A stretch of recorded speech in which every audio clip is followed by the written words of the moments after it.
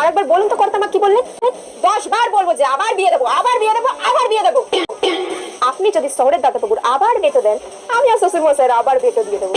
আমিও দেখবো যে আপনি কিভাবে আপনার বর ছেড়ে থাকেন। বর নিয়ে একদম টানাটানি করবেন না, বলে দিলাম কর্তা। তোমার এত বড় সাহস, তুমি আমার স্বামীকে আবার বিয়ে দেবে বলছো? হ্যাঁ কত, আপনি আবার বেশি ফটাফট করছেন। আমার আমার তারটা কেটে গেলে কিন্তু আপনি জানেন না আমি কি করবো বুঝতে। আর শুনে রাখুন কর্তা মা, এই বংশধর আপনার। এই বাড়িতে যখন বিয়ে করে এসেছি, এই বাড়িতেই জন্ম দেবো, আর শহরে দাদাবাবুর সাথে সংসার করবো। আপনি কি করবেন পুরে কি কি করবে তুমি? তোমার তার কাটায় আমি ভয় পাই নাকি? ঠিক আছে আন্টি, চেপে যান। তারটা কেটে গেল, কি করতে পারে আপনি তো সবটাই জানেন। ঠিক আছে ঠিক আছে ঠিক আছে বাবা, তুমি শান্ত হও। এবারে বেশি কিছু বললে তোমার শরীরের উপর প্রেশার পড়বে। আর শ্বশুর মশাইয়ের জন্য কিন্তু আমি মেয়ে দেখা শুরু করে দিচ্ছি কর্তা মা, কথাটা মাথায় রাখবেন।